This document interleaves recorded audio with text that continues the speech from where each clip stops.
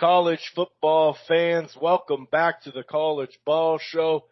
I'm Chris, he's Marshall, and we're here to discuss the great sport of college football.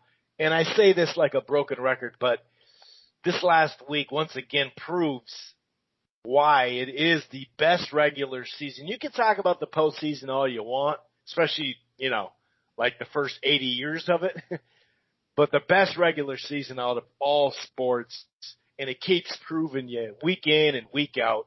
Welcome back to the College Ball Show. We got a lot to talk about, man. We have a ton to talk about both nationally with that LSU-Bama game, and of course on a local level with my Minnesota Gophers beating the Penn State Nittany Lions. And within the top 15, there were a variety of really close games. Baylor, yep, I'm talking to you. Wisconsin as well. That was a really great game. And then some upsets kind of throughout the rest of the top 25. So we're definitely going to start with Week 11 recap. Lots to talk about. We decided to do the show today because we wanted to get a good look at the ratings. And there's times where we may try to do one on Tuesday right after the ratings, that type of thing. But we wanted to just kind of get a look at the ratings. Where were they going to put Minnesota? How far was Bama going to go down? Who was going to move up in the fourth spot? We're going to talk it all through. But like I said, we're going to start with Week 11 recap, then kind of talk through the rankings. And then, next week, dude, there's no rest for the weary. We got a bunch of matchups. Number 4, Georgia versus number 12, Auburn. Huge game in the SEC West, or East, I should say. Minnesota has another challenge at Iowa. How many times have we talked about Kinnick Stadium? That's going to be a tough one. Big 12, this is the game of the year, really. Number 10, Oklahoma versus still unbeaten, just barely getting by, but still unbeaten. You got to give them credit. Number 13, Baylor. There is a variety of games that we're going to get into. Some games under the radar. Even a ranked versus ranked Notre Dame Navy game could be a little bit interesting. But we'll definitely kind of, we predict the marquee matchups, but we get into the games under the radar as well, whether it's talking about them, predicting them, kind of like the hardcore barn burner. Take a look at this game in the second half or late in the fourth quarter. It'll probably be a good matchup. Of course, we banter back and forth with the betting lines. We talk about against the spread or cover with the spread, upset specials, that type of thing. So we definitely get the gambling aspects in there. Like I said, with the betting lines, banter and whatnot, we usually try to cover all of that. So we definitely will. But before we get into it, if this is your first time listening to the College Ball Show, welcome. Really appreciate the listen. You can find it at blogtalkradio.com/Rope-A-Dope Radio, where you're listening right now. Or you can, find it on Apple Podcasts, Player FM, Stitcher, Spreaker, really anywhere, including the Grueling Truth Sports Podcast Network, which can be found everywhere. iHeartRadio, Spotify. You can use your Siri or Alexa through TuneIn or Spotify to find these shows. While you're at it, head on over to thegruelingtruth.net. That's thegruelingtruth.net. It's football, it's basketball, it's boxing, it's baseball, it's everything in between. They got a great sponsor over there, betnow.eu, with the promo code TGT. That's betnow.eu, promo code TGT, as in the Grueling Truth. Head on over, like I said, to thegruelingtruth.net. And maybe you're thinking about cutting the cord, or you have and you're not happy. Try something that I actually personally use myself, AT&T TV Now, okay? It's a streaming cable service. It's much cheaper than your regular cable or satellite, cable system. It has the 7-day free trial. However, the plans start as low as $50, HBO included, no annual contract. You can stream it anywhere. They also have the all-important cloud DVR. That's AT&T TV Now streaming cable. I'm going to go ahead and bring in my co-host, Marshall, all the way down in Texas. And, of course, the second game we're going to talk about, of course, the Gophers against Penn State. We're going to start with LSU, Bama, no doubt about it. But the weather is getting cold. I realize it's mid-November, but we we had a high of like 14 or 15, real unseasonably cold.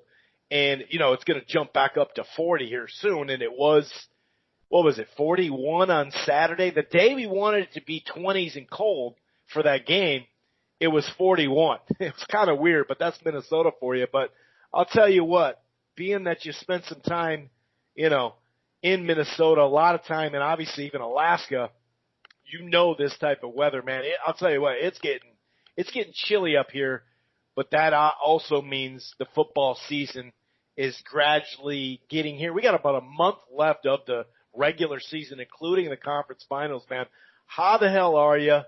And where's your head at right about now? Literally, I think a month left of the regular season. This thing can feel like a marathon when you lose and you say, hey, you got a lot left in front of you. Or when you're trying to stay unbeaten, it feels like a marathon from week to week. But really, Marshall, at the end of the day, it's a sprint.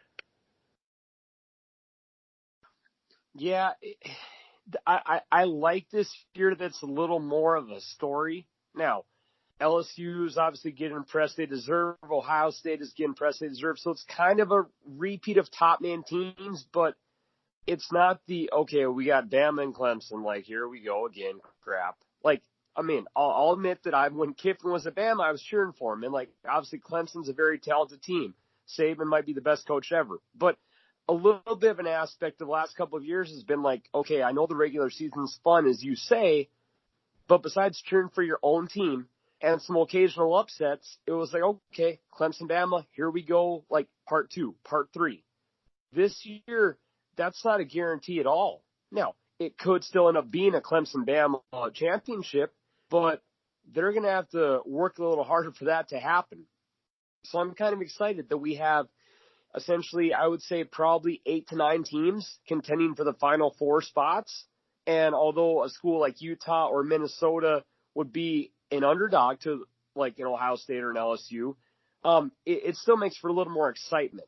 That it's I guess from an aspect of this, Chris, this final month should be a little more like cool. We do the NBA podcast. It's like lately it's been, Golden State Warriors going to the finals. Well, Clemson's going to the finals. Bama is going to the finals. Right. Not that, if you're not a fan of those teams, it gets a little bored. Now, as a Golden State fan, I was happy. Our time's over now, but it's just cool to have different people in the mix.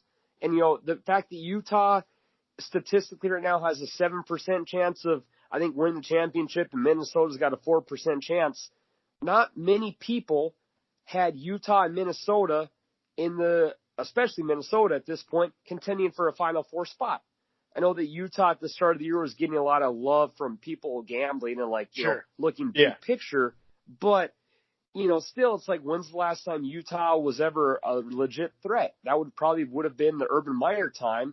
And I know they won a bowl game, but they were still never really a national title threat. So, yes, I'm excited to see that we have a new batch of teams coming up this year. And a lot of that happened due to the whooping that LSU put on Bama. I mean, now, to show how, I would say, unintelligent and just crazy fan bases are, there was on Twitter, like, half of Bama Nation was saying, get rid of Saban. This is the worst Bama team I've seen in 10 years. Guy's got to go. He's got to go. I think the man's got to go. Okay. Did you see what happened last year against Clemson? He's got to go. I loved it. This is the worst Bama team I've seen in 10 years. Well, my God. I hope you've enjoyed the past 10 years because they've been pretty damn good. Now, if he does have to go, there's a beautiful, beautiful oceanside house in California for USC. If he has to leave, I would love for Nick Saban to go to a good old USC. So if it's an option, so be it. But for the game itself, okay. I don't want him to leave because I don't want PJ Fleck to leave. So for the game itself, though, literally LSU's defense probably had their best game of the year. Okay, Chris and I, we were giving them quite a bit of crap because they deserved it. Their defense against Florida had looked pretty mediocre. Up until the Florida game, the defense had not looked that good. I think the defense is making progress. Okay, it's not the DBU crazy D-backs they normally have, but they're progressing as the year goes on, which is all I can ask for, because their offense is just on another level that most teams don't have this year. I would even say they're probably better than Ohio State, maybe not statistically in points per game due to a tougher schedule, but they got the best offense in the country.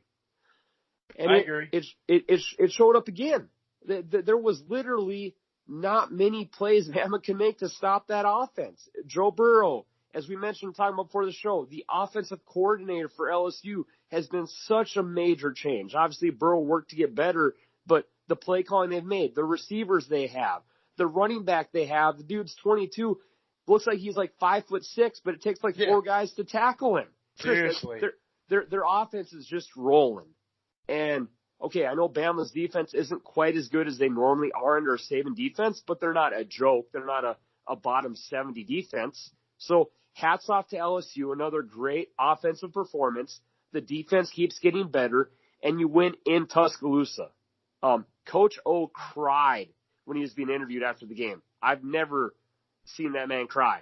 I mean, that had to mean so much to him, who's like an emotional, fiery, rah-rah guy like PJ Fleck. To see Coach O cry, get interviewed on the field after the game, man, if you're an LSU fan, you had to be just partying nonstop Saturday night.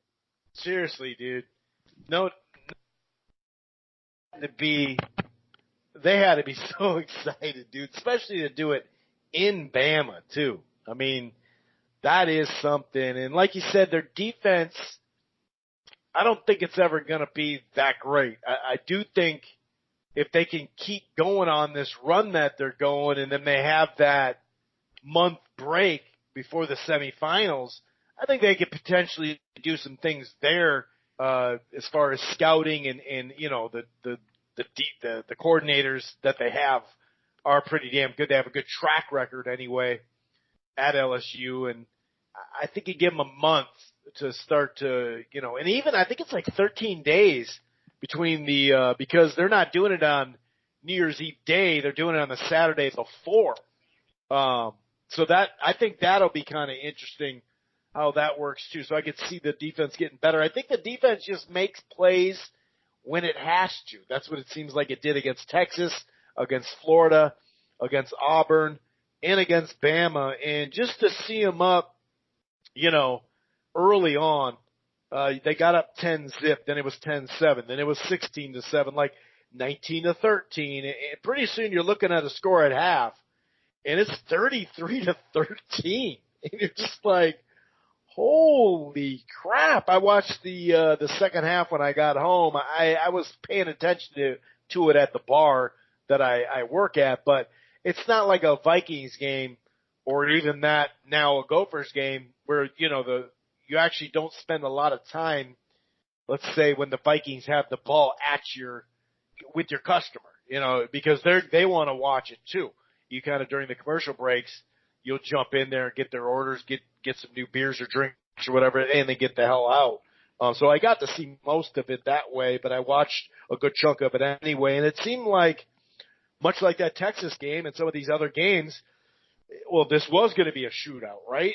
And so when they come knocking at the door and it's 33-27, well, you know, LSU would just respond. Next thing you know, it's 39-27. Then it was 39-34 after a 14-play drive. I did think they did a good job of making them work for every yard that they got. But like I said, they got it to 39-34. Boom, it's 46-34. So, you know, they keep answering the bell. You know, credit goes out to a lot of people on the offensive side. Obviously, Joe Burrow, the improvement he made, like you said. I mean, it's got to be the fit, though, too, with the coordinator. This guy should win the coordinator of the year. I don't even know if that's a category, but he should. Both teams could run the ball really well.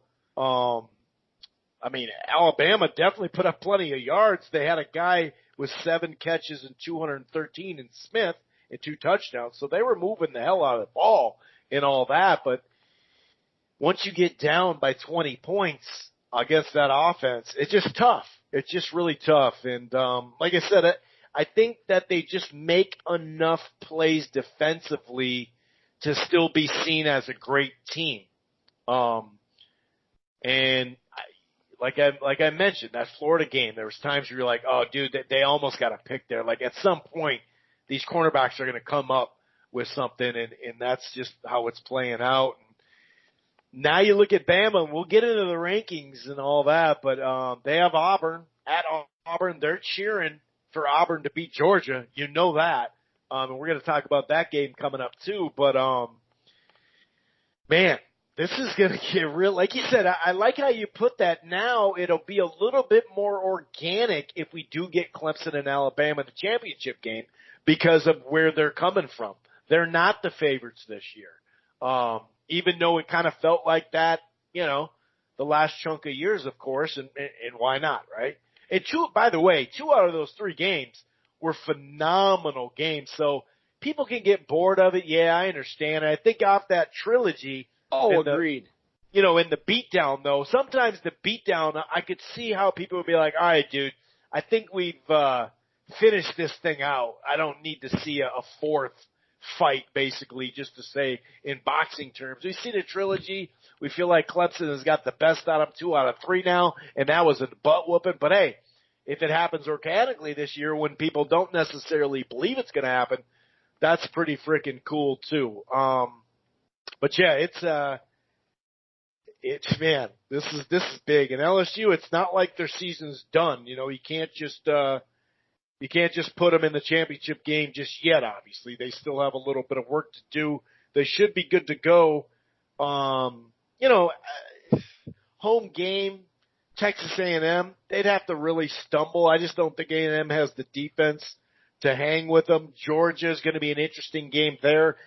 The way that, I mean, they are the first to beat, what is it, 4 top 10, top 15 when they played them, I think it was, top 15, maybe top 10 teams in 1 year. They have 4 over top 20 teams already as far as right now, too. Not the, you know, preseason rankings that kind of pre-ordered the order, you know, and we went off that order, whereas as we know, these playoff rankings are 2 months into the season. So I think they get in even if they lost to Georgia, as long as they, you know, end the season on the up and up regular season wise. Anyway, let's get into the Minnesota Gophers. 31-26, Gophers got off to a really good start, fast start, kept Penn State away from them, and so to speak. Then it got to like 24-19, I believe. They responded with a touchdown drive. They ran it 40 times. With 3 different backs. They used all their backs that they have, 2 seniors and a true sophomore, and just ran enough. But it was that outside passing game. And I mentioned this as far as what I've seen Fleck do so far at Minnesota. Late last year, you really started seeing the moving company. The big boys, the big Midwest boys that you see at Wisconsin and Iowa, and obviously Ohio State and a plethora of other places, but especially, you know, Wisconsin and Iowa, because that is more of a comparison, not just in your own Big West division, but as far as recruiting and all that, that's what we have to try to build into, those type of programs. And by no means am I saying this offensive line is up to the standard of a Badger line year in and year out for quite a long time, 2 decades, you know what I mean? Not saying that, but I will say this, the outside wide receivers, I can't recall a time in Tyler Johnson and Rashad Bateman, 2 pro wide receivers that will play. I'm not saying they're going to be Hall of Famers by any stretch of the imagination, but they're going to have good careers. You just don't say that about Iowa and Wisconsin on the outside. That's more like tight end you and of course running back you. So that paid dividends, I guess, is my point. And that's not to say that we're up to Wisconsin and Iowa at this point at all, because we're not. In fact, you know, I could really see the Gophers, you know, losing next week. I picked them to lose this game. But what were your thoughts on that? Just watching the game, and it's so funny how all of a sudden that stadium looks so cool when it's jam-packed. You're like, oh, wow, that can be a fun place to play a little bit. And then obviously at the end to see everybody storm the field and whatnot. What are your thoughts on this Golden Gopher team getting this this W. And then, of course, like I said, we'll talk about the rankings, but they did make, and I called this, that they'd make the and it was an easy call, that they'd make the biggest jump because they got ranked so low that they were obviously going to be in the top 10. What are your thoughts though on that game, man? I'm happy for PJ Fleck, man. As he always says, roll the boat, roll the damn boat. I mean, he's a coach that so many people love to hate because he's very emotional. He always speaks with like positive, uplifting words. It's like a nonstop, like, we're going to be elite. We're going to do things the right way, like over and over again. And a lot of people viewed it as, oh, the guy's just like blowing smoke. He just says this BS. He's kind of a fake person. And the reality is no, the guy's a very motivational person that, like, nowadays, like, kids need. Like, being a hard-ass, like, a-hole coach, that really doesn't exist in sports anymore. Even in, like, high school that I see. Like, you got to build relationships with kids now, because if they don't like you, they're going to say something back. That's just kind of how things are. And he's clearly a guy that his team, like, they fight their ass off for him. And when he jumped into the locker room and, like, crowd surfed like at a rock concert after the game, like, dude, there's not a lot. Nick Saban's never doing that. Again, I'm not saying that Nick Saban is not a great coach, but, like, those kids love PJ Fleck. And it's cool to see that just from a coaching standpoint for a guy that the media, even the media in Minneapolis, love to give that guy crap. You're really running out of bad stuff to say about the guy. Okay, maybe you even don't still like his mantra and his personality, but if you're a Gopher fan, I think you can put aside the fact that, man, he rubs me the wrong way, but my team is winning a lot of games now. And so from that standpoint, good for him. From the game itself, it was really awesome for the Gophers to get that first play touchdown to get the lead, gets the crowd into the game. But then when Penn State came back and drove and scored really easily, then I got a little scared, because going into the game, we both kind of believed that that the Gophers would probably score the ball. At least I believed it. I know people were, pimping out Penn State's defense, but they'd played no one all year. So I believe the Gophers. Hold on. To say they played no one, come on now. They played Michigan, Wisconsin, and at Iowa. Calm down a little bit on that. Okay, well, the people had their defense like really like top end elite. That's fair. Right, that's fair. Okay, so all right, that's fair. They had played people, but I thought, okay, their defense I thought was being overvalued. Maybe that's fair to say. And part of the reason I thought they didn't have issues because I think the defense had been covering up a lack of offense. I should rephrase that. Okay, Penn State's defense had been pretty good, but I think they'd been overshadowing an offense that struggled. So again, when I saw Penn State move the ball down pretty easily on the Gophers, and the offense is the weaker part of Penn State, then I did get nervous. I'm like, okay, the Gopher defense, maybe they're going to have a rough day today. And they kind of picked it up from the second and third quarter. They really made Penn State work. And the inexperienced quarterbacks, you could say both quarterbacks were pretty inexperienced in the game. The Gopher quarterback had a phenomenal game. Over 90% completions. Now, it does help when you maybe have the best wide receiving core in the country. If the Gophers don't have the best wide receiving core in the country, it's top 5 for sure.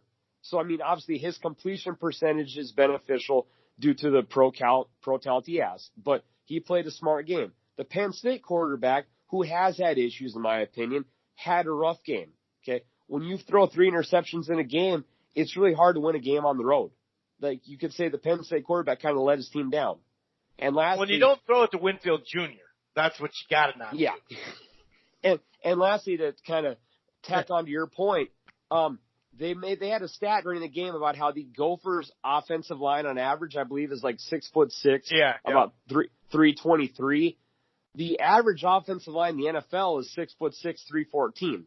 Now, I get that maybe in the NFL sometimes you trim down a little bit for speed, but the fact that on average the Gophers' O-line is bigger on average than the NFL line, you're right. He has brought in some boys, like some Midwest boys that are just going to block you. And even though, Chris, football has changed in regards to like passing the football and being the run and gun flashy aspect of football, the spread and everything, you still have to win the line of scrimmage. Now, no doubt. No you know, doubt. and that's the thing I think a lot of people forget nowadays. Oh, you got to run the spread offense, got to be flash, you got to go no huddle, all this stuff. Even if you want to run 5 wide, 4 wide receivers, that's fine. But if your quarterback is getting knocked on his ass, it never matters. So even though we've got to the point of, okay, spread, score, like LSU has a really good offensive line. Joe Burrow's had pretty much a lot of time this year to make the plays he does.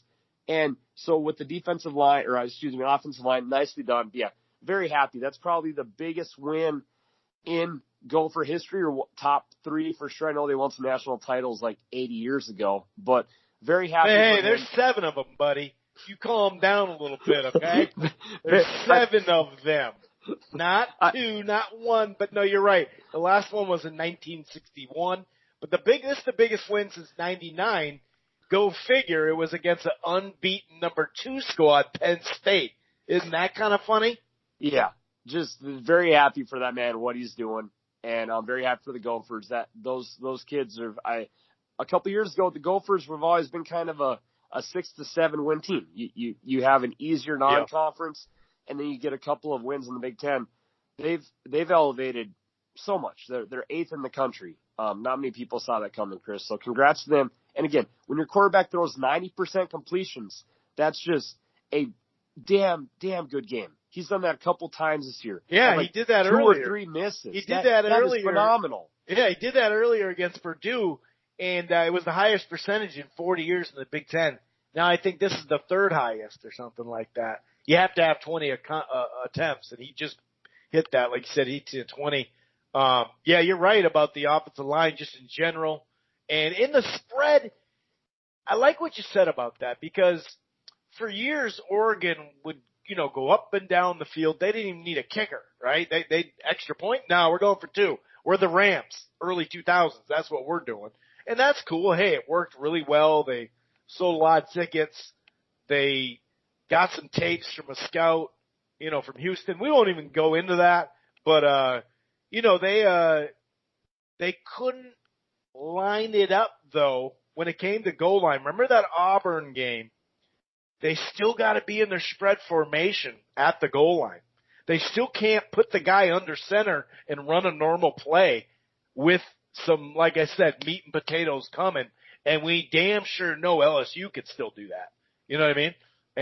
And so, yeah, I think that's a great point that you brought up. And that's exactly what I was kind of talking about, that offensive line is really starting to reminisce me of these Wisconsin and Iowa lines, and that's exactly what we have to do. And Fleck was a wide receiver, so you generally know that the head coach, whatever the head coach did, you're probably going to have a lot of those positions. Like look at Zimmer. Yeah, they're having some problems now, but he's had a lot of good corners, in his program, because he was a defensive, defensive backs was his thing. And the wide receivers right now, that Rashad Bateman, 7 targets, 7 catches, 201. It's the second biggest game ever. And only 2 have gone over 200. And this was not in a crappy game where you're beating them 52-10. This was in a legit game that came all the way down to the last minute. So, and Bateman, he's from Georgia, Alabama, Clemson, Georgia, you name it. Everybody wanted this guy, and Fleck got him. And now almost every week he tweets stuff like, hey, I'm not from here, but I'm from here. You know what I mean? And it's just like the guy's talking like he's just going to live here. Like he wants to move his kid, his family here when he gets older and stuff like that. Like it's crazy, dude. It is crazy. And just a great win. And I knew it'd come all, some local people were like, oh, you almost gave the game away. Did you really think this was going to be a blowout or something? Like, come on. This is how it comes in these games. It comes right down to the wire. Even LSU had a 20-point lead, and it's still 46-41. You didn't feel like they were going to lose. But anyway, we'll move on. Like I said, Gophers got a big game coming up. But, yeah, it's just 12 in a row dating back to last year. Or 11 in a row. Just silly, dude. This stuff is just silly right now, and I'm loving every second of it. And tell me that extension did not come in good timing. We signed an extension like 3 days before the game.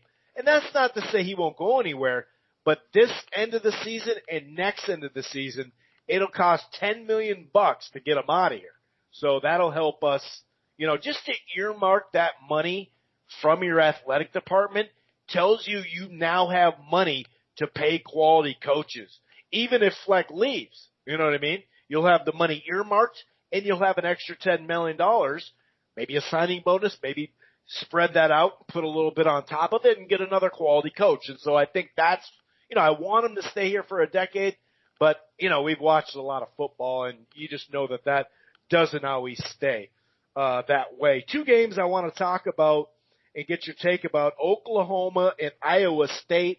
When Iowa State is unranked, they are a better team this year. It's just the bottom line. They almost got it done. I want to get your take on that last play. Should you have gone for the 2? Should you have went to overtime? Are you thinking, man, this overtime system, the skilled players they have, it's going to be tough to deal with it. Let's just go Boise State in a sense anyway, not like they were doing a bunch of trick plays. But Oklahoma did sneak it out. Their offense is hot garbage once again. I think they worked on a couple things in the offseason, and people just caught up to it, and now they're like, all right, you're back to hot garbage on the defensive side, but they can move the ball. 42-41, they get that. And then also Wisconsin holds off, a comeback, almost come from behind win, with Iowa. Iowa has been in these games that are just, that's what's making me nervous about this next game, because they've been knocking on the door against Michigan, lost 10-3, 17-12 to Penn State. This one, 24-22. And hey, we beat Vegas on that one because that was up to 9.5, I believe, by the end of the week. I think it started at 8.5. What do you think of those 2 games, sir? I don't quite still get Oklahoma's offensive identity. I mean, Jalen Hurts again ran the ball 22 times. It's not like they don't have a talented wide receivers. I know they lost Hollywood Brown, but I just don't quite get the game plan. I mean, when Hurts, I know it's different schools, but when Hurts was at Bama, he was kind of a pass first guy for Saban, kind of a pocket guy, and then run when he had to. I feel like they're either Oklahoma doesn't have a running back, or the game plan literally is Hurts, you're going to run the ball 20 times, pass the ball 20. Right. It just something doesn't quite seem to be clicking there. Even with, Baker and Kyler, like I don't recall there ever being this heavy of a load on a quarterback to run the ball, and obviously that makes the guy tired.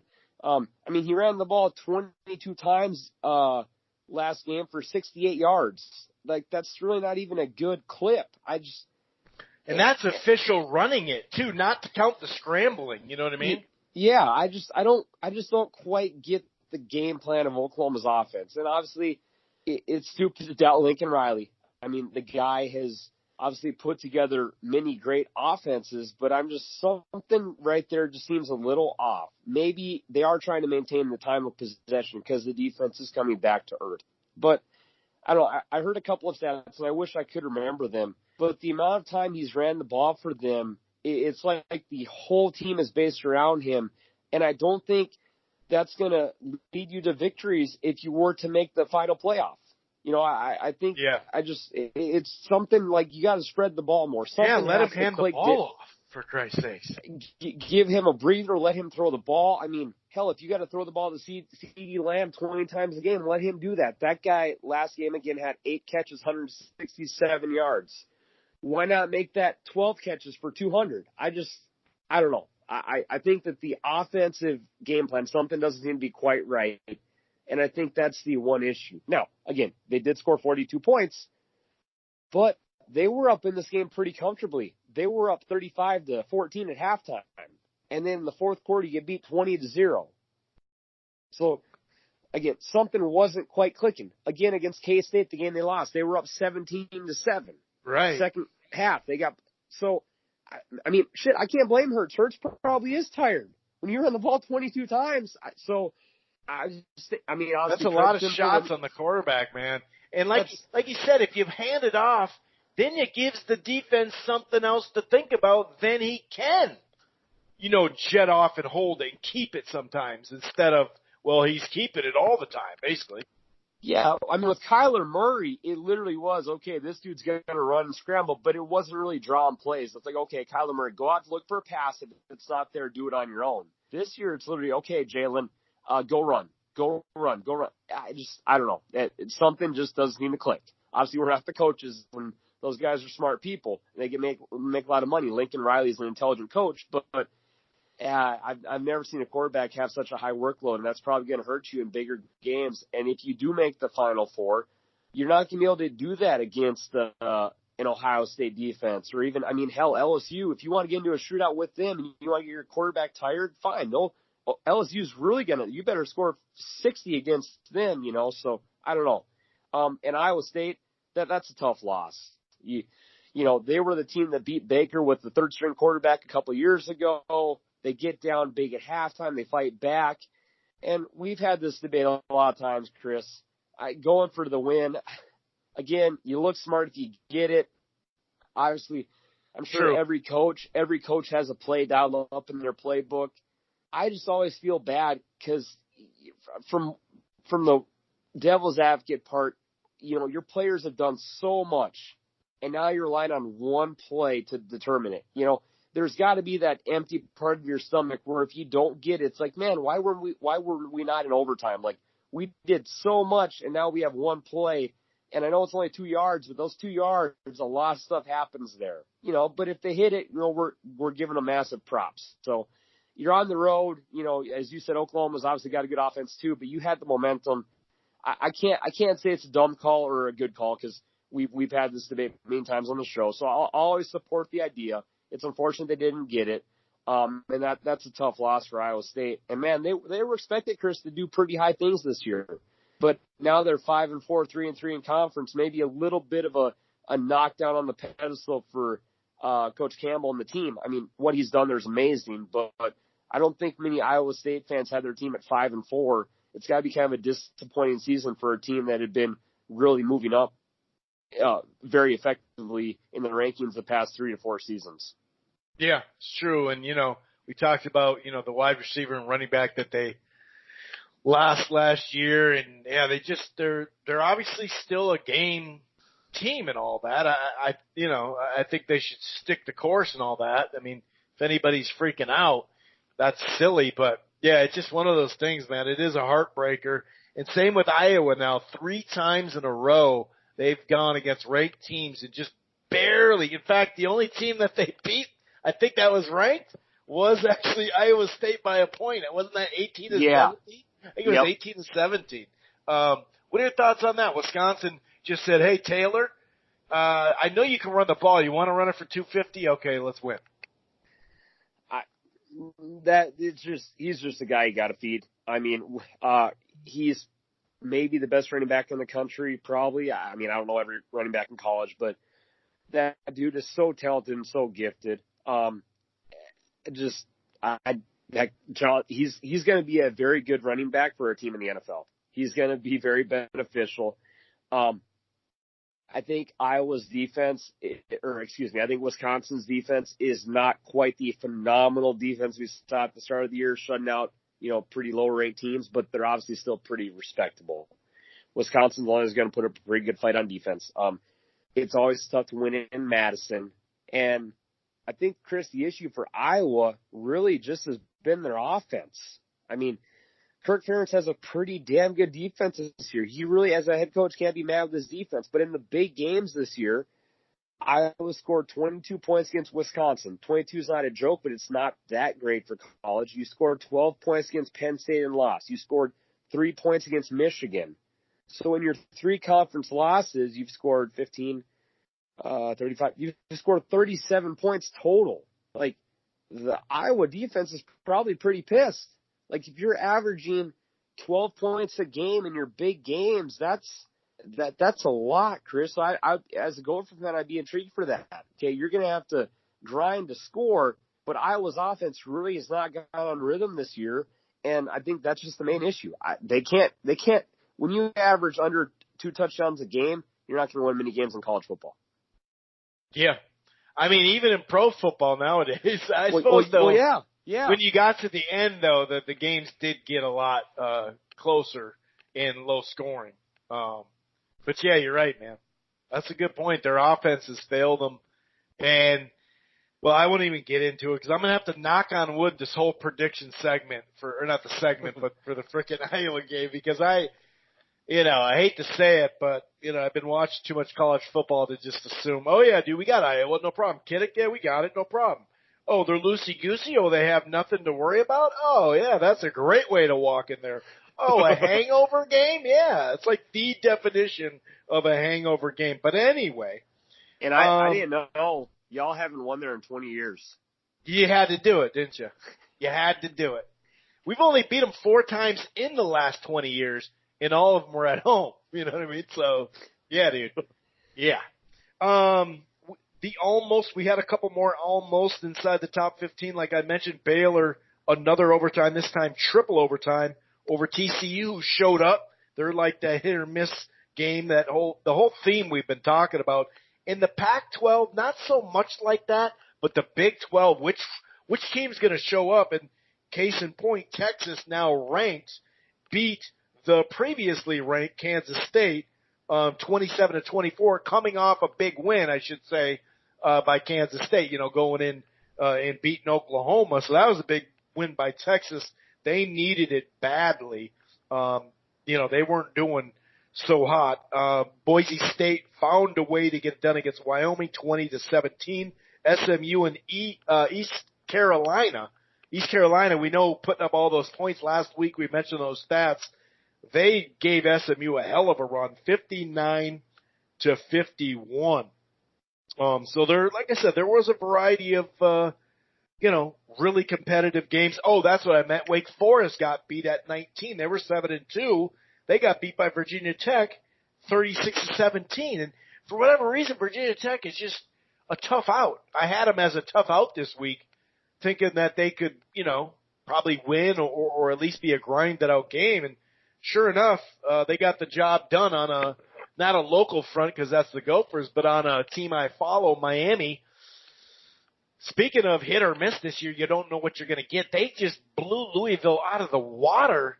And Louisville's played some pretty good teams close. Notre Dame at the beginning of the year put up I think they put up the most points they have in the ACC in an ACC game with a redshirt freshman quarterback, but by the way, had 6 TDs, a school record, and they tied the ACC record. So, I mean, hell of a performance by my Miami squad. We'll just see if they can carry it in. Well, we got this weird bye again because, remember the NCAA talked Florida and Miami to go a week early, and week 0. And it messes you up because you don't want bye weeks that early. It's like forces you to take a bye week the week later, and then you get your natural 2 byes in a sense. And so now we're just getting going. Oh, right, 3 in a row. Oh, you know what? There's a bye. We don't need it though. You know what I mean? So it kind of sucks. But it'd be nice if they could win out and finish 8-4, and then all of a sudden you go, okay, well, 2 years ago they got to 11-0, and then lost some games in a row and whatnot. And that was kind of the peak of what had been built the last 2 to 3 years. Well, man, it's a really young team going into next year. Any other games you want to talk about, or obviously, some home front stuff, some fan stuff that some teams we follow? This is gonna sound crazy, but if games of the week, I would give obviously, LSU the 3rd place trophy. I give your Gophers 2nd for bias, but for actual comeback games, like Illinois deserves the gold star of the week. They were down. Good call. They were down 28-3. They had been getting slammed on defense, and the play going into halftime, they threw a 50-yard. It wasn't a Hail Mary because it was in single coverage, but a 50-yard touchdown pass. So they take some momentum. Illinois is down 28-10. They come back in the 3rd quarter. Michigan State scores 3 points, so it's 31-10. Illinois scores 27 points in the 4th quarter and knocks off Sparty. what a awful, awful loss by Sparty. That is beyond hideous. But props to Illinois, man. They were a team where, Lovie Smith was on the hot seat this year. They had a game against Michigan where I heard a lot of people say, man, they lost the game, but they showed a lot of fight coming back against Michigan. Next week they beat Wisconsin. They win a game after that. Now you're down 28-3 on the road. And I know Michigan State's not great this year, but not many teams got the heart, Chris, to come back from 23 in college, period. Or high school or pro, whoever the hell it is. They pulled I saw a really good tweet. They pulled a New England Patriots. I forgot that was the score of the Super Bowl when it was 28-3 Falcons and Patriots. So yeah, that's right. Lovie Smith and his badass white Christmas beard pulled off a massive comeback, and just credit to them, man. I know this game doesn't affect the national impact like Alabama or LSU did, but if you're down 25 points and you win a game, that's awesome part of sports. I had been watching the game on my phone for updates because I put it in a teaser, and I was like, man, I'm down 28-3. This teaser's not looking good because they were a 14-point dog. So gold star of the week. I know everyone will pick LSU or Minnesota. Gold star to Illinois, and they're now going bowling. So you're going from firing your coach to beating Wisconsin and Sparty, and now you're going to a bowl game. That's pretty damn cool. So that's my little celebration for the week. USC beat Arizona State. In typical USC fashion, we scored 28 points in the first quarter, and then we have to make things interesting. We win. We score 3 points for the rest of the game. Thankfully, we hold on to beat Herm Edwards 31-26. And with all the dice falling the way they did, Lane Kiffin won too. So Lane Kiffin won, the Gophers won, USC won. The only thing that didn't happen. Yeah, man. Let's just shut down the season right now. I know. The only thing that didn't happen, I predicted it. I told you on the podcast a couple of times, Missouri never, ever, ever beats Georgia. Yeah, you told us. It was 27-0. That was also my teaser. Hey, what was the spread? What was the spread, though? 14. Okay. The only part, the damn New Orleans Saints cost me a potential $800 of. They didn't want to play football like the Illinois Illini did, or the frickin' Hurricanes, or anyone else. The damn New Orleans Saints cost me a lot of money. But anyways, I digress. Credit to our teams that we love. Credit to Illinois. Yeah. And that is, I believe, all I got, sir. But man, what a fun ass week of football. That was some good stuff. It really was. I mean, it was phenomenal, not just because of the Gophers, but that had something to do with it, obviously. Sure. I like to give, talk a little stats. It might be a little Gopher heady, but there are other stats out there. A couple of them kind of hit home with what you're saying about an underdog coach, too. But anyway, the last time the Gophers were 9-0, Teddy Roosevelt was the president. And by the way, the U.S. had 5 less states than it did. Just a little, just so you know, that's 1904 is what we're talking about there. This is the first Gopher victory against a top 5 team at home since 1977. That was a 16-0 win against Michigan. It's their 11th straight win. That's the third longest in the nation.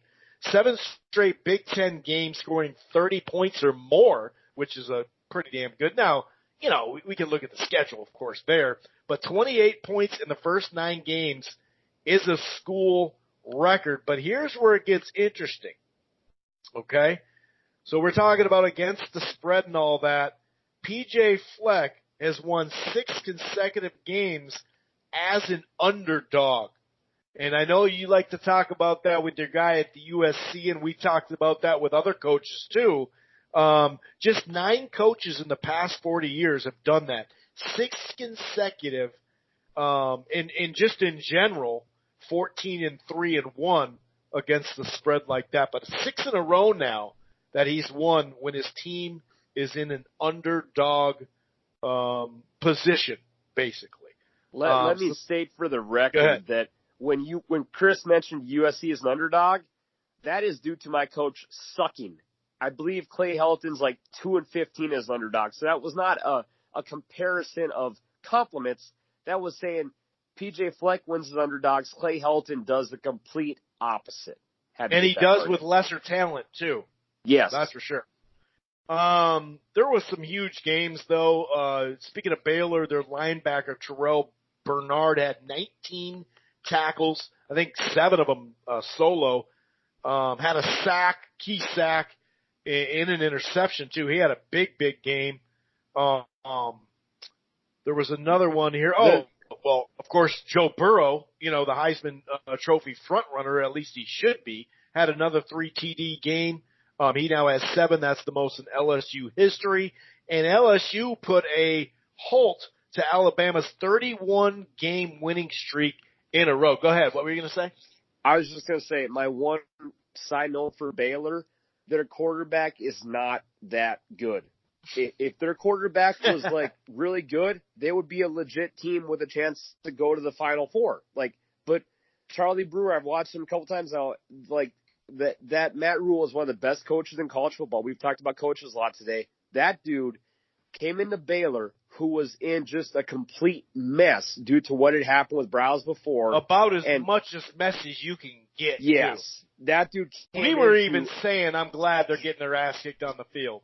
Yeah, and I think his first year he went 1-11 or 2-10. Last year, I believe, was 6 or 7 wins. Now his team's 9-0. I just wish if he had a great quarterback, man. That's the only knock on that team. And I kind of want to. I have a basketball tournament I'm coaching this weekend, where I would totally drive an hour because Oklahoma is going to Baylor this night. We'll get to that game, but man, I think that quarterback's going to hurt him. Baylor's a hell of a team, great defense, another gritty overtime win. They've now beat Texas Tech and TCU in overtime, so the team's got heart, but their quarterback just isn't that good. Well, there we go. In my opinion, yeah. Yeah, no, you're right. I've heard that a couple times. I've seen it, and that seems to line up. So instead of talking about rankings, let's get to it. We're 50 minutes in the show. We're going to talk about rankings, but we're just going to get into these predictions because we have so many of them. And of course, we can't forget the crafty, crappy pick of the week, and that is a pick where my co-host, Marshall, literally throws a game at me, the worst matchup of the week. And boy, let me tell you, some of these are just horrible, god awful, but they turn out to be good games sometimes. So we'll do that to close the show per usual, but just to keep it going, just to keep the mojo going, we're going to go in twos on this one. We have number 4 Georgia and number 12 Auburn. Big game coming up. Auburn, just got that win over Florida. It looks like they have the track going, pretty healthily to get to the conference final. But as far as, just moving up to 4, it would be good for them to keep winning, right? To stay in that spot. They obviously have the LSU game. If you're going to take an L, you'd probably want to have it come by the hands of LSU, rather than Auburn. So we'll talk about that. This is like as far as the deep South, this is the oldest rivalry dating back to 1892. I didn't totally realize that. And then we'll also talk about number 10, Oklahoma, and number 13, Baylor, since we were on that, and that is some of the marquee matchups. We'll talk about a variety of other ones too, and games under the radar and hardcore barn burners. We'll get into the betting line banters. Maybe you could take a flyer out on this game. I feel like they're going to cover. I feel like they'll sneak under the spread, that type of stuff, upsets of the week and whatnot. But as far as Georgia Auburn, Auburn's schedule has just, forced them to face like a murderer's row, as we know. And they're looking for another signature victory to go around, to go along, well, this time in conference rather than the non-conference Oregon. So they're, whereas, like I mentioned, Georgia got that nice win. And it looks like they have pole position for the SEC East.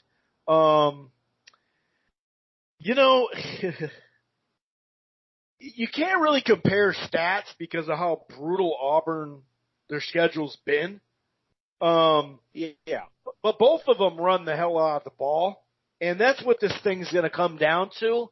It's really hard not to think that running the ball, right, it's going to come down to that, but obviously who's under center? You have Jake Fromm, who's been in numerous big games now, or you got Bo Nix who's still trying to figure it out. And I just don't think they're at home, right? They are at home, but I just see Georgia sneaking this one out. I think it's going to be a grinded out game. I got it 20-19. I'll let you pick that game, and then you can go into the Oklahoma Baylor game, and then flip it back to me, sir. Sure. Neither quarterback is that good. Now, Fromm is better.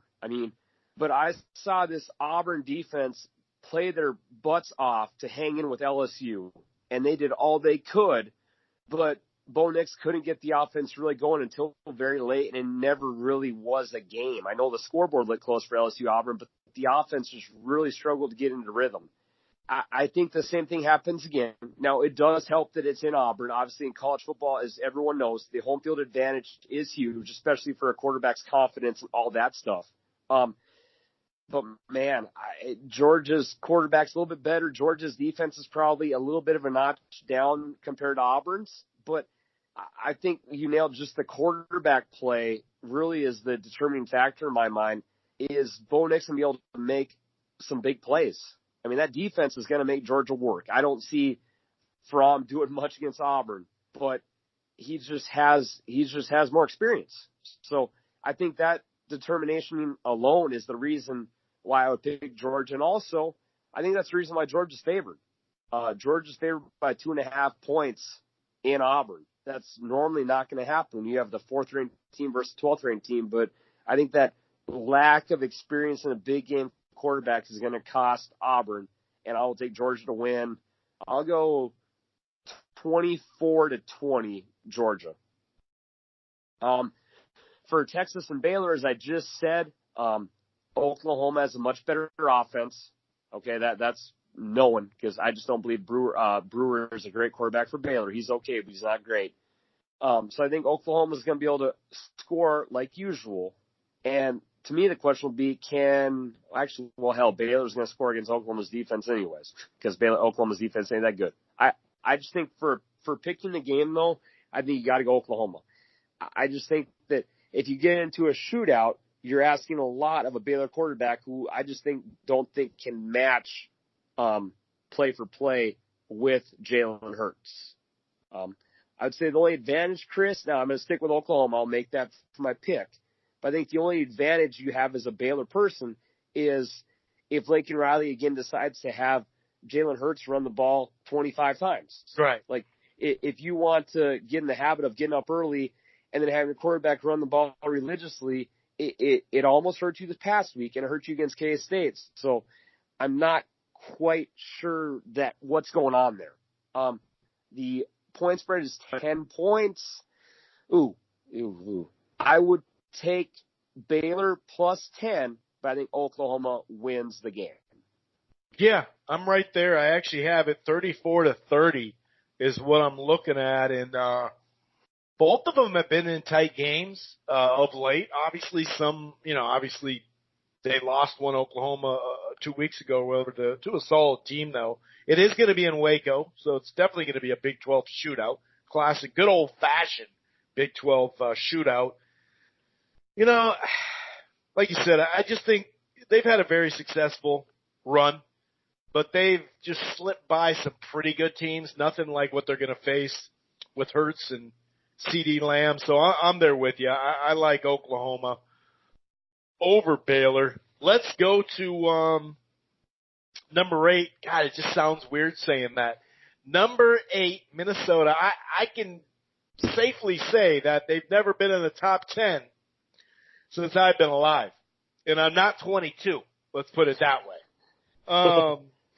Or 32. Number 8, Minnesota versus number 20, Iowa. Okay? Obviously, ton of meaningful games this week. So this one's flying under the radar a little bit. I do think the casual fan here that loves the Vikings but is just now showing up for the Gophers is going to, if they lose this game, they go, same old Gophers, and not realize how difficult this game is going to be. You have the hangover. You have the almost that Iowa has had in 3 of these games we mentioned against ranked opponents. You have, Kinnick Stadium. I can bring that up 4 different times. The only thing is this year, the Hawkeyes, like you said, their offense, really it's their run game. They do not have the run game that they normally do. It's like right around 139 a game, which if you're in the pros, that's solid, but this isn't the pros. And obviously we know the pig named Floyd of Rosedale will be, on display. Like I said, though, it has the hangover for the Gophers written all over it. I have it 19-16, unfortunately, with my Minnesota Gophers going down to Iowa. What says you, sir?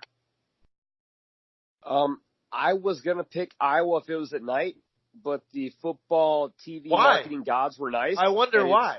The game is at 3:00. I heard one of my gambling shows I listened to. I heard a pretty high and respectable gamblers say that he thinks that Kinnick at night is almost a 6-point advantage, which is mind blowing for home field advantage. Thankfully, the game is not at 7:00. If it was at 7, I think the Gophers would really have their hands full. But the game is at 3:00. It's at 3, but by the time with daylight savings, that shit, half of it's going to be in the dark.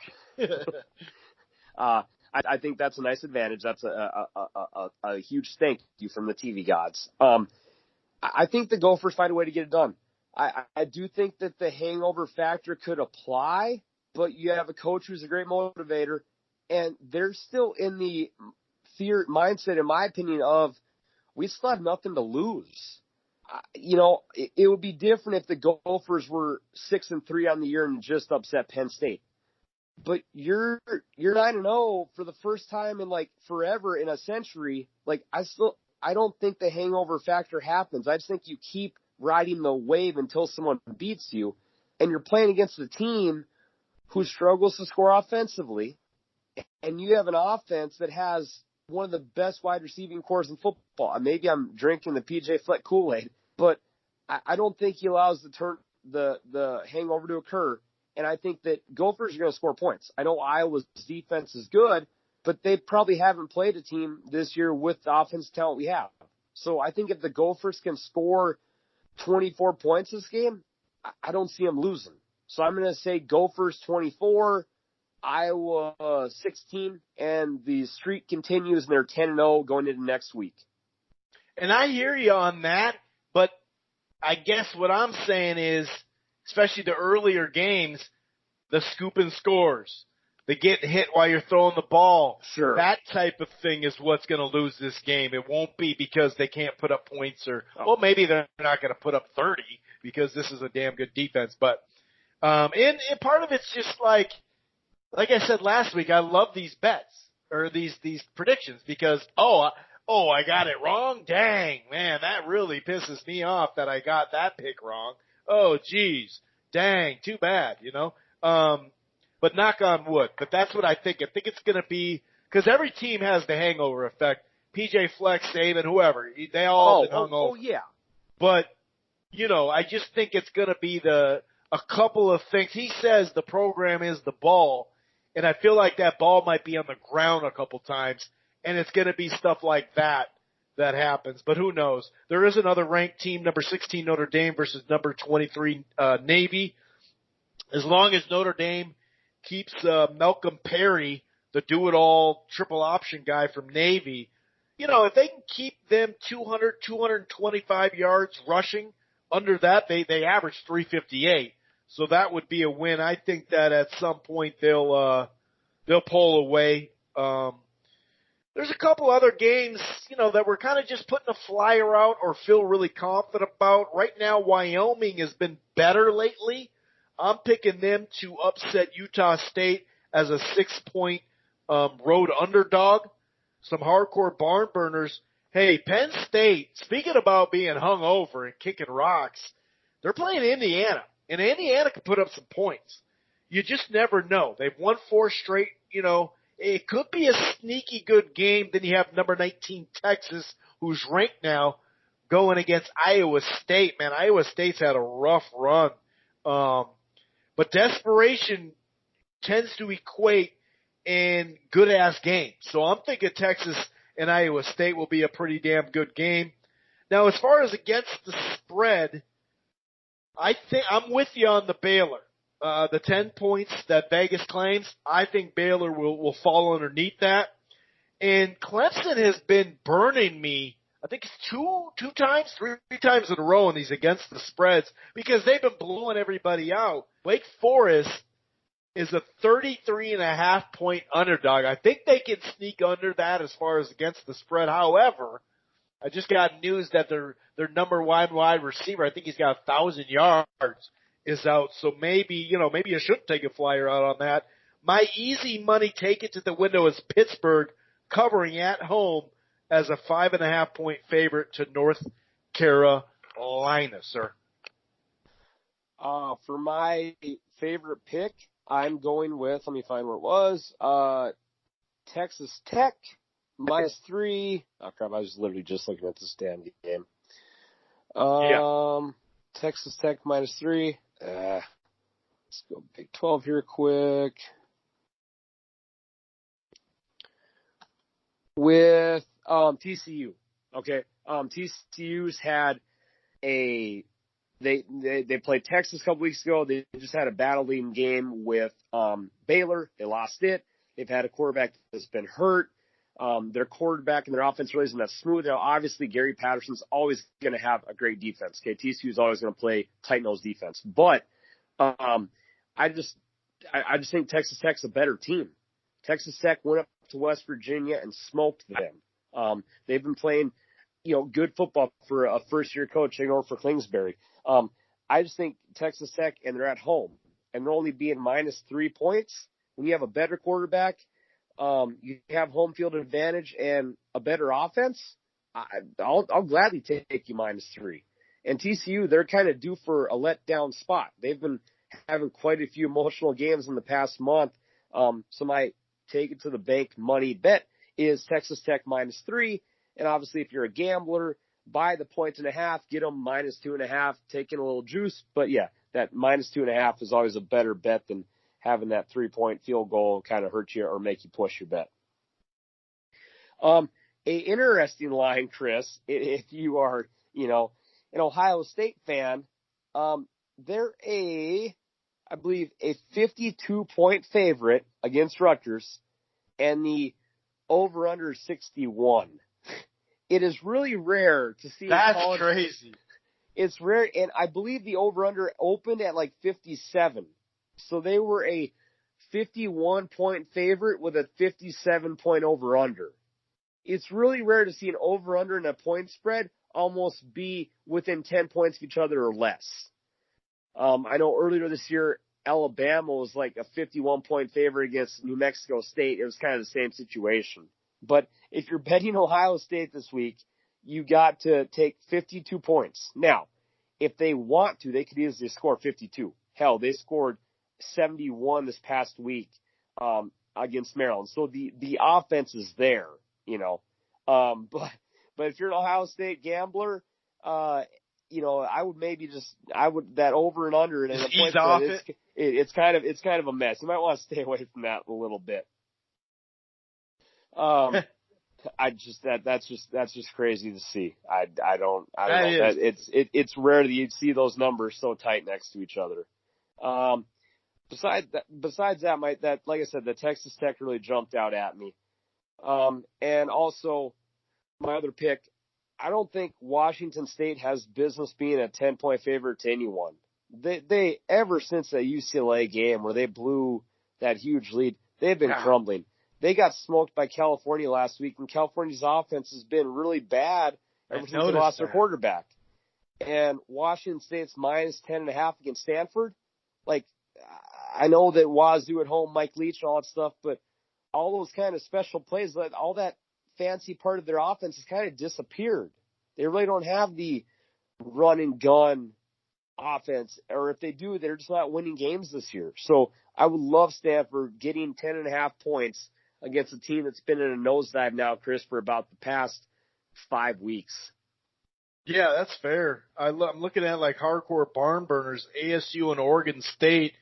ASU a 3-point favorite. They've kind of fallen out of the ranks. That's going to be a good game.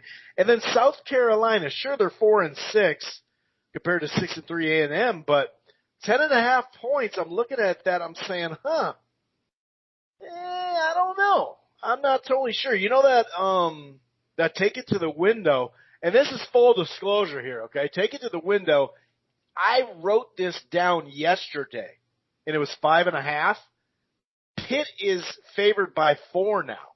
So maybe, just maybe, there's some smart money coming on North Carolina, and maybe I should reevaluate my take it to the window. But I'm just putting that out there, full disclosure, okay?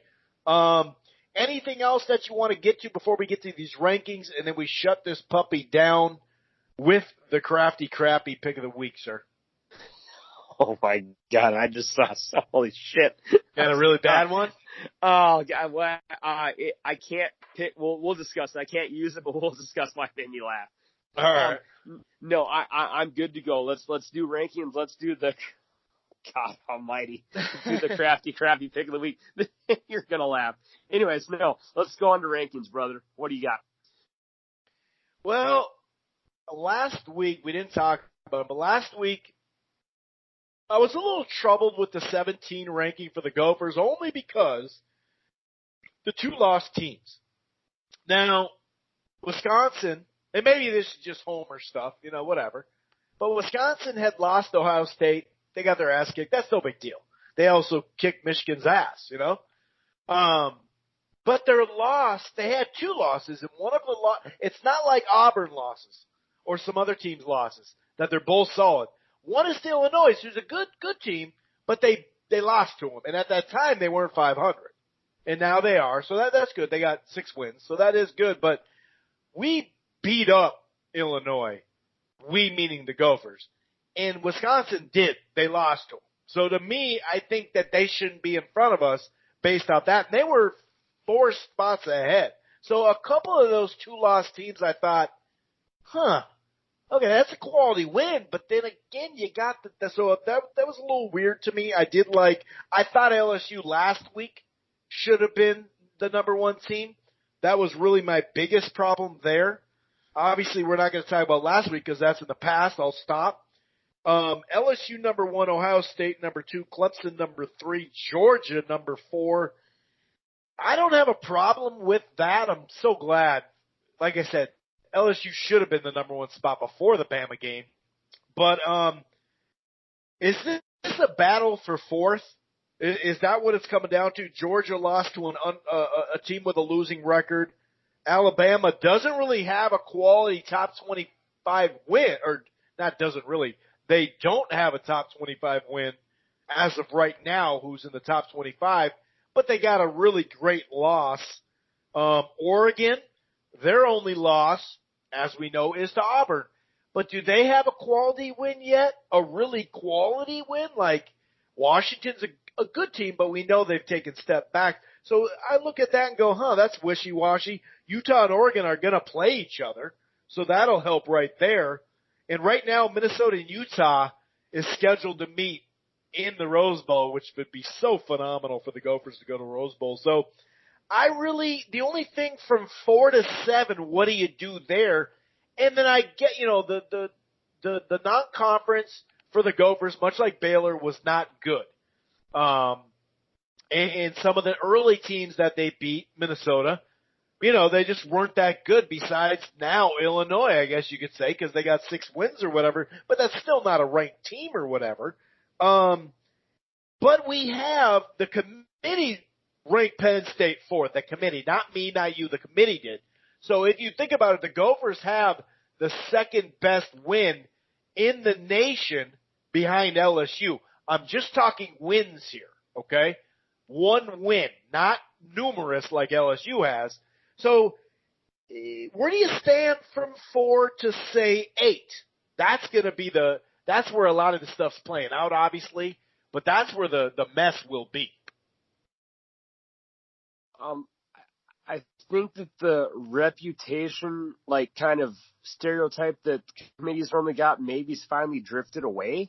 Because I would say a couple of years ago, Bama would for sure be 4. Like, it would be a no-brainer. Like, okay, they're Bama. So Right. maybe they've gotten past we got to look at the name on the helmet. Now, the fact that Georgia's above them. Now, I'll admit, if we're comparing losses to losses, that can't be the reason. Because Georgia was a damn 23-point favorite at home and lost to South Carolina, who just lost to a League 5 team. Like, Georgia's got a shitty loss.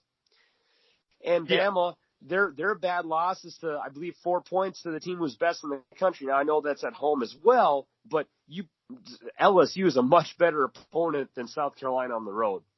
So I think maybe the special powers of names has maybe gone away, which I would say is a good thing. So do you agree with that because Georgia has Notre Dame and Florida as wins? Do you agree with Georgia being okay right there?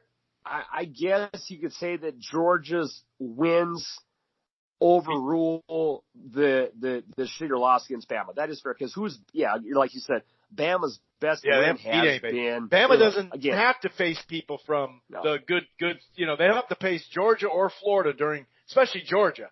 I mean, can we get Bama to have a tough schedule during the regular season at least once? Well, and part of that is their own fault. They went, like I mentioned about 10 minutes ago, they played New Mexico State this year and were a 54-point favorite.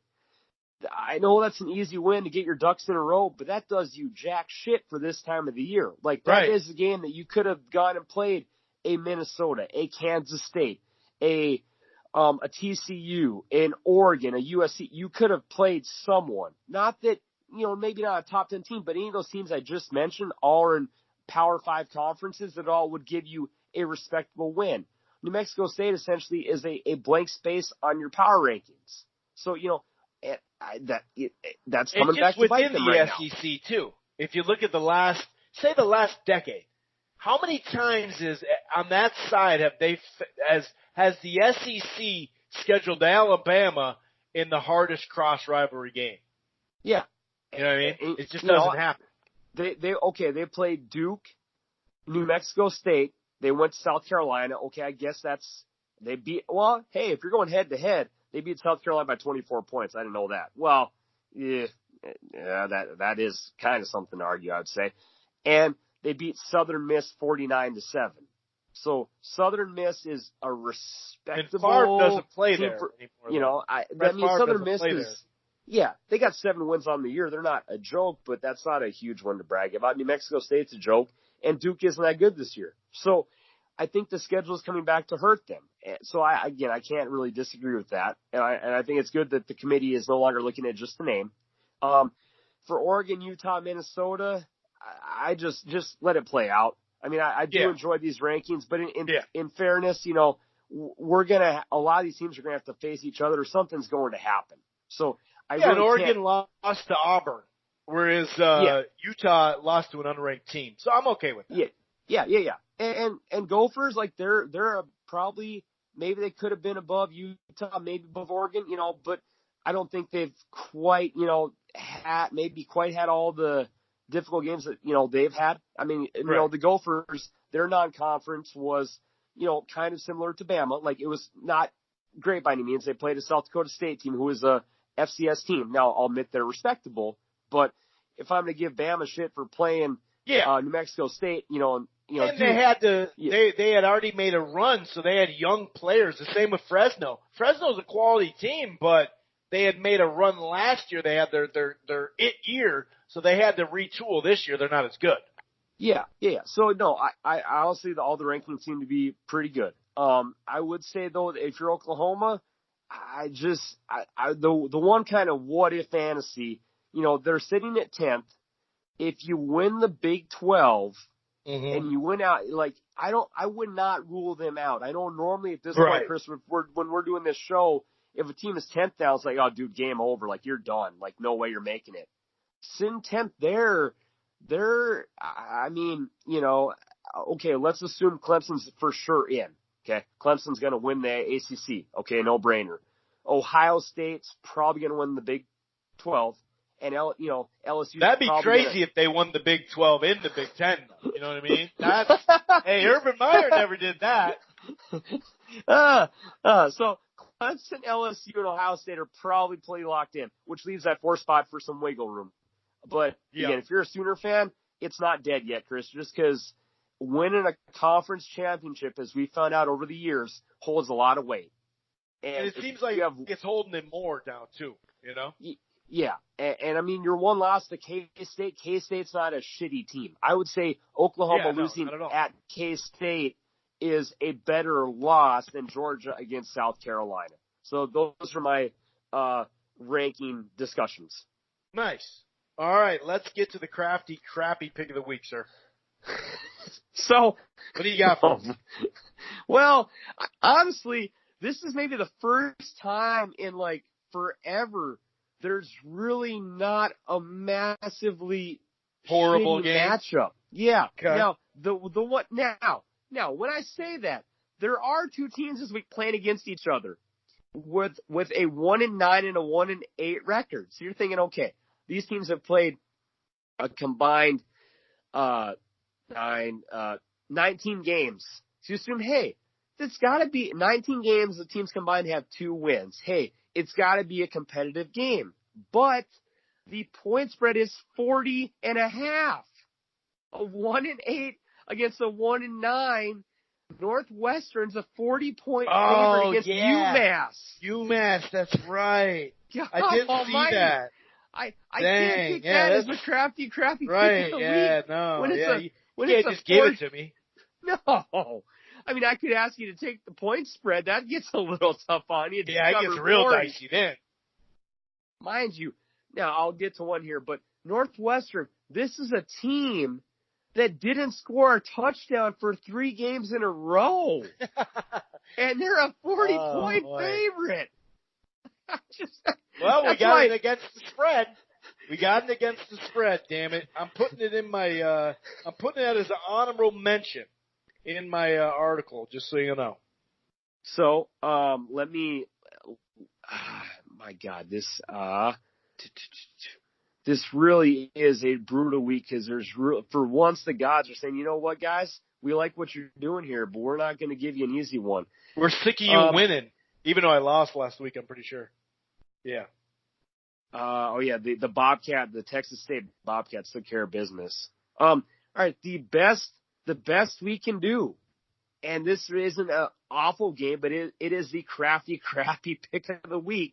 We're going to ACC play. Okay, this is your home conference, brother. I'm giving you a little bit of home field advantage here. Okay, we have now. This is preferably one of the best basketball matchups. You know, because we have a head coach who's an evil man and a head coach that killed someone with his car last year. We have the Syracuse Orangemen, because I'm old school, playing the Duke Blue Devils. Syracuse is 3-6 overall this year, which honestly for them, on a serious note, is a massive letdown. I know people were really high on them because they had a great year last year, but you lose a quarterback, and all of a sudden, Dungy's gone, all of a sudden you're having a rough year. So the Syracuse Orangemen are 3-6, 0-5 in conference, playing the Duke Blue Devils, who also lost a quarterback in the NFL now. Duke is 4-5 on the year. They're 2-3 in conference, so a little bit better conference record, but again, nothing to brag about. This game is at the Wallace Wade Stadium. Oh my God, we're at Duke. This is how desperate it frickin' was, Chris. I'm naming damn Duke football. We have an inflatable orange guy in a mascot for he's literally an orange little marshmallow against a Satan mascot. Satan mascot. I mean, they look like it is true. Like devils. It's the Blue Devils. So yeah, that's true. So, brother, let's go to we did the SEC 2 weeks ago, and now we're going to the ACC country with one of the most hated schools of all time. Granted, I'm a Duke basketball hater. I could really care less about their football team. What does your gut say about an orange marshmallow going against a Blue Devil? And speaking of Duke, about the Bama Duke thing, about 5 years ago when they scheduled that game, Duke was probably a ranked team. So we got to keep that in mind too. I'll say that. Yeah. I was more talking about the freaking SEC. Like, dude, now that the East is back, why don't you let Bama play one of those guys? You know what I mean? Like, it's just weak. All right. So This is bad, though. This is bad, no doubt about it. This definitely, these guys have been losing a lot. Oh, geez. Do you see Syracuse's yards allowed? They gave up 456 yards. Jesus Christ. Well, they're just short of 200 on the run game, so that's not that bad. And that's what I think it's going to be. That's what I think. They're just going to run. They can pass a little bit, Syracuse. A lot of it, actually. Yeah, dude, this is a good game. This is a really good game. Duke is just, well, first of all, they got ready for the season playing Bama, right? So that helps them. No, Yep. And I gotta look at these like they're scrub teams, because that's what you do. You look at who had the best non-conference. Oh, I gotta stop. I'm giving away my picks here. I can't give away my formula, dude. What the hell am I doing? I'm gonna go with the Dukies. By the way, at home, something called Wallace Wade Stadium, tickets as low as $9. You're camping out. You're camping out for a 9,000 seat arena, but you can't put some butts in the seats for $9? Jeez Louise. Wow. Man. I think it's going over because these teams suck. The over-under's 55. I'm going with the Duke Blue Devils. I'm staying at home. I should have stayed at home last week, and I didn't. So I'm staying at home with my non-beloved Duke Blue Devils. No, I do not. I hated them in the 90s, basketball. Only time I bet with them, they lose to frickin' Arkansas. They had Grant Hill on their team, and they lost to Arkansas, even though Scotty Thurman's the shit, and say with Big Country Williamson down low. But yeah, I'm going Duke. I'm going with the Dukies to get back to 500, get back to 5-5, sir. All right, well, that wraps up a very fun, festive show. It's always more fun to do these podcasts when your teams win. And I'm not going to say I'm a diehard Gopher fan because that'd be a lie. But I have been loving PJ Fleck since he's been there. Chris is enjoying this. As he said, it was cool to see a stadium sell out. A lot of the fans really haven't even bought in. This guy. Well, it's not half Penn State either, because that's how it is with Iowa and Wisconsin games. I've been to a game where it's like 50-50. I'm like, what the hell, dude? Are we in Iowa right now? Yeah, they had a packed place of maroon and gold, which you've never seen. They've won 11 games in a row, but none of those wins that time were sellouts. So people are finally hopping on board. They're hopping on the boat. They're rolling the boat. So happy for that guy. If you've not seen the video, go on Twitter. PJ Fleck ran into the locker room after the game was over, I guess after his press conference, and literally crowd surfed like he was at a rock concert. That's just I love the guy. Well, and you see how the players are waiting for him like it's their dad coming home. Yeah, you know what I mean? They were waiting for that moment. That was pretty cool. It was. It was badass. So on that note, again, stay safe. Hell, we had temperatures down in 25, and now I'm not bitching because I'm from Minnesota. I know what cold it is, but to Texas people, 25 is cold. So stay safe, stay warm, enjoy a great weekend of football. Hopefully the Gophers keep it rolling. Hopefully Auburn and Georgia should be a fun football game to watch. I expect a low-scoring defensive battle. And make sure you have a great week with your family. Stay safe. Thanks for always listening. The boys are out tonight. Peace.